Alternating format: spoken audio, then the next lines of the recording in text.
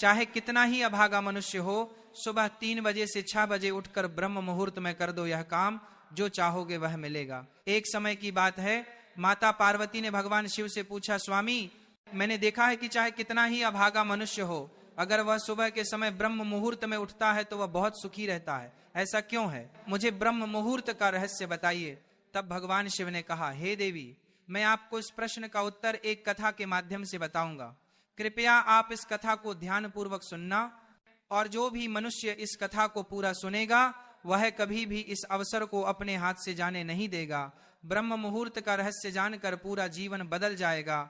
भगवान शिव कथा को सुनाना प्रारंभ करते हैं और माता पार्वती से कहते हैं, बहुत समय पहले की बात है, काशी में दीनू नाम का एक लड़का रहता था। वह लड़का बहुत ही अच्छा था, लेकिन एक गलत आदत थी, वह देर तक सोता रहता था। सुबह उसे जगाने के लिए घर वाले कई प्रयास करते थे, परंतु वह रोजाना सुबह देर तक उठता था। वह लड़का कभी भी 9 बजे से पहले नहीं उठता था। जब वह बालक था तब परिवार वालों ने सोचा कि जब यह बड़ा हो जाएगा तो इसकी आदत में सुधार हो जाएगी, परंतु वह लड़का जैसे जैसे बड़ा होता गया उसकी यह आदत और भी ज्यादा गहरी होती चली गई। दुनिया इधर से उधर हो सकती थी, लेकिन वह लड़का कभी भी जल्दी नहीं उठ पाता था। उसके पिता उसकी इस आदत से बहुत ज्यादा परेशान रहने लगा था। उस लड़के को ढेरों नकारात्मक शक्तियों ने घेर लिया था। वह सभी को पलटकर जवाब देता था और दिन भर उदास रहता था। इसका असर उसके स्वास्थ्य पर भी पड़ रहा था। जब उस लड़के को यह पता लगा कि उसके सारे मित्र सफलता को प्राप्त कर चुके हैं, तब वह और भी ज्यादा चिंतित हो गया और ईश्वर को कोसने लगा। वह बार बार यही कहता था कि मेरी किस्मत ही खराब है, परंतु उसके पिता अच्छी तरह से जानते थे कि उस लड़के के असफल होने के पीछे क्या कारण है। भगवान शिव ने कहा, हे देवी, फिर एक दिन की बात है, उसके पिता को किसी सन्यासी के बारे में पता चला। उसने तुरंत अपने बेटे की समस्या को लेकर उस सन्यासी के पास जाने का निर्णय लिया। सन्यासी को बेटे की आदतों के बारे में मैं बताया और सन्यासी ने कहा कि कल आप अपने बेटे को इस आश्रम में आने को कहिए। फिर उस लड़के का पिता अपने घर की ओर चला गया। उसे पता था कि अगर वह सीधे तरीके से अपने बेटे को सन्यासी से मिलने के लिए कहेगा तो वह कभी तैयार नहीं होगा। उसने अपने बेटे को अपने पास बुलाया और कहा, तुम्हारे सारे मित्र जीवन में सफलता प्राप्त कर चुके हैं, क्या तुम सफल नहीं होना चाहते हो? लड़के ने उत्तर दिया कि जरूर पिताजी, परंतु जब भी मैं अपने मित्रों से उनकी सफलता का रहस्य पूछता हूं तो वह मुझे कुछ नहीं बताते हैं। फिर उसके पिता ने कहा कि मुझे यह रहस्य पता चल गया है कि वह सभी क्यों सफल होते जा रहे हैं। तब उस लड़के ने बड़ी उत्सुकता से पूछा, क्या पता चल गया है पिताजी, कृपया करके आप मुझे बताइए। उसके पिता ने कहा कि कल सुबह तुम्हें एक सन्यासी के आश्रम में जाकर उनसे मिलना है। यदि तुम वहां पर समय से पहुंच गए तो वह सन्यासी तुम्हें ऐसा मंत्र बताएंगे जिससे तुम सफल हो जाओगे, परंतु एक समस्या है। लड़के ने कहा कि पिताजी, मैं कल पूरी रात जागता रहूंगा और सुबह सन्यासी से मिलकर आऊंगा। उसके पिता ने कहा कि ठीक है, तुम वहां जाकर उस सन्यासी की आज्ञा को मानना। पिता की बात सुनकर वह लड़का बहुत अधिक खुश हुआ। जीवन में पहली बार रात्रि में वह जागता रहा, परंतु थोड़े ही समय में उसे नींद आ गई और वह सो गया। फिर अगली सुबह जब वह उठा तो उसे पता चला कि सन्यासी से मिलने का समय समाप्त हो चुका था। उसके पिता ने लड़के की तरफ देखा और कहा कि तुम जीवन में कभी सफल नहीं हो पाओगे, जाओ और जाकर सो जाओ। पिता की यह बात सुनकर उस लड़के को बहुत दुख हुआ। उसने मन ही मन स्वयं को चुनौती दी कि कल सुबह वह सन्यासी से मिलने अवश्य जाएगा। उसने अपने पैर में एक छोटा सा घाव बना लिया, जिससे दर्द के कारण उसे रात भर नींद नहीं आई। भगवान शिव ने कहा, हे देवी, यह ऐसा पहला अवसर था जब उसने अपने जीवन में पहली बार सूर्योदय देखा था। वह तुरंत ही तैयार होकर सन्यासी से मिलने के लिए चला गया। आज उसका अनुभव कुछ अलग ही था। वह बेहद शांत महसूस कर रहा था। चलते चलते वह लड़का जैसे ही सन्यासी के आश्रम में पहुंचा तो वहां पर उसने देखा कि सन्यासी और उसके सभी शिष्य ध्यान लगाकर बैठे हुए थे। भगवान शिव ने कहा, हे देवी, फिर जब ध्यान का समय समाप्त हुआ तब लड़का उस सन्यासी के पास पहुंचा और उन्हें प्रणाम करते हुए बोला कि आपके पास कोई ऐसा मंत्र है जिससे मैं सफल हो सकता हूं, कृपया करके मुझे मंत्र बताइए। मैं भी अपने मित्रों के समान सफल होना चाहता हूं और अच्छा जीवन जीना चाहता हूं। भगवान शिव ने कहा, हे देवी। फिर सन्यासी मुस्कुराए और बोले, अच्छा तो तुम वही बालक हो। तुम्हारे पिताजी मुझसे मिलने आए थे और उन्होंने तुम्हारे विषय में मुझे सब कुछ बता दिया था। मैं तुम्हें वह मंत्र अवश्य बता देता। परंतु अब लड़के ने जैसे ही परंतु शब्द सुना तो लड़का घबरा गया। उसने पूछा, परंतु क्या गुरुदेव?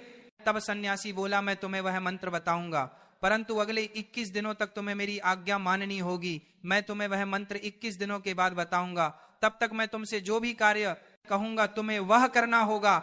यदि तुम असफल हुए या कार्य के बीच में तुम्हारा संकल्प टूट गया तो उस मंत्र का असर नहीं होगा।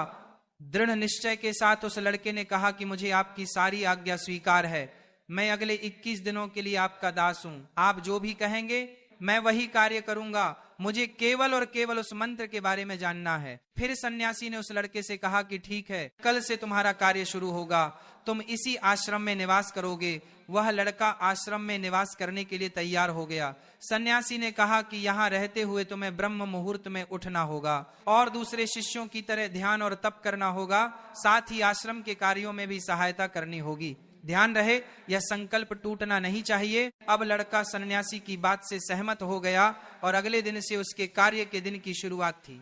इस बार उसने दृढ़ निश्चय किया, परंतु 1 सप्ताह बीतने के पश्चात ही उसका संकल्प टूट गया और वह 8वें दिन देर तक सोता रहा। जब वह नींद से जागा तो उसने कहा कि मुझसे कितनी बड़ी भूल हो गई है। वह रोते हुए सन्यासी के पास पहुंचा और कहने लगा कि हे गुरुदेव, मेरा संकल्प टूट गया, अब मैं जीवन में कभी सफल नहीं हो पाऊंगा। सन्यासी ने उसे समझाते हुए कहा कि एक बार फिर से शुरुआत करो, फिर से संकल्प करो। फिर लड़के ने सन्यासी से पूछा कि सुबह उठना इतना आवश्यक क्यों होता है और यहाँ पर सभी लोग इतनी जल्दी क्यों उठ जाते हैं। तब सन्यासी ने लड़के को समझाते हुए कहा कि सुबह यानी ब्रह्म मुहूर्त में उठने के पीछे बहुत बड़ा विज्ञान छुपा हुआ है। लड़के ने कहा कि कृपया मुझे वह विज्ञान बताने की कृपा करें। सन्यासी ने कहा कि रात्रि को 4 पहर में बांटा गया है। पहला रुद्र काल, जिसका समय शाम 6 बजे से लेकर 9 बजे तक होता है। दूसरा राक्षस काल, जिसका समय रात्रि 9 बजे से 12 बजे तक होता है। तीसरा गंधर्व काल, जिसका समय रात्रि 12 बजे से 3 तक होता है। और सबसे अंत में जो पहर आता है उसे मनोहर काल कहते हैं। इस समय को ब्रह्म मुहूर्त या अमृत बेला के नाम से भी जाना जाता है। इसका समय भोर 3 बजे से सुबह 6 बजे तक होता है। यह वह समय होता है जब पूरे संसार की नकारात्मक शक्तियां निष्क्रिय अवस्था में होती हैं और सकारात्मक शक्तियां सक्रिय होती है। ब्रह्म मुहूर्त अर्थात देव मुहूर्त, ब्रह्म मुहूर्त का अर्थ देवताओं का समय होता है। वह सन्यासी आगे कहता है, इस समय देवता धरती पर विचरण कर रहे होते हैं और जागृत मनुष्य पर उनका बड़ा ही सकारात्मक प्रभाव पड़ता है। ब्रह्म मुहूर्त ऐसा समय होता है जिसमें मनुष्य का मस्तिष्क बिल्कुल खाली होता है, जिसमें किसी प्रकार के कोई विचार नहीं होते हैं। और जब इस समय व्यक्ति अपनी पुस्तक खोलकर पाठ का अध्ययन करते हैं तो उन्हें सब कुछ जल्दी जल्दी याद भी होता है और यह लंबे समय तक याद रहता है। यह ऐसा समय है जिसमें हम ज्ञान को समझने का प्रयास करते हैं। इस कारण आश्रम के सभी शिष्य और संसार में बहुत से ज्ञानी लोग ब्रह्म मुहूर्त में उठ जाते हैं। प्राचीन काल में रोशनी का कोई स्रोत ना होने के कारण लोग अपने दिन का समापन सूर्यास्त के साथ और आरंभ सूर्योदय के साथ करते थे। यह एक तरीका है जिससे मानव जीवन प्रकृति के साथ तालमेल बनाकर चलता है। भगवान शिव ने कहा, हे देवी। फिर उस लड़के ने कहा कि ठीक है, मैं कल से अपना संकल्प फिर से शुरू करता हूं, परंतु ब्रह्म मुहूर्त में उठकर मुझे क्या क्या करना चाहिए। तब सन्यासी ने कहा कि ठीक है, मैं तुम्हें बताता हूं कि ब्रह्म मुहूर्त में क्या करना चाहिए और कैसे करना चाहिए। सबसे पहले उठकर धरती माता पर पांव रखने से पहले धरती माता को प्रणाम करना चाहिए और अपनी दोनों हथेलियों को देखना चाहिए और ईश्वर को धन्यवाद देना चाहिए कि उन्होंने तुम्हें आज का सूर्योदय देखने का अवसर दिया है। इसके बाद नित्य कर्म और स्नान करने से शरीर के ही नहीं बल्कि मन की शुद्धता भी बढ़ती है। स्नान करने के पश्चात ध्यान की प्रक्रिया होती है। ब्रह्म मुहूर्त में ध्यान की अवधि 21 दिन तक होती है। इस विधि का उपयोग तब किया जाता है जब आप अपनी कोई मनोकामना की पूर्ति चाहते हैं। यह ऐसा समय होता है जब व्यक्ति अपने आज्ञा चक्र को सक्रिय करने पर काम करते हैं।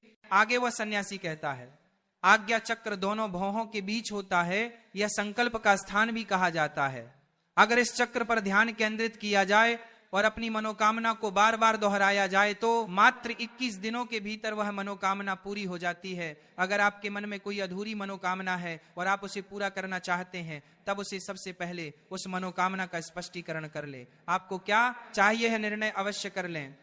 इसके बाद ध्यान की विधि को शुरू करें। ब्रह्म मुहूर्त में स्नान के बाद एक ऐसा स्थान चुनें जहां पर वायु का प्रवेश हो। ध्यान में शुद्ध प्राण वायु का होना आवश्यक होता है।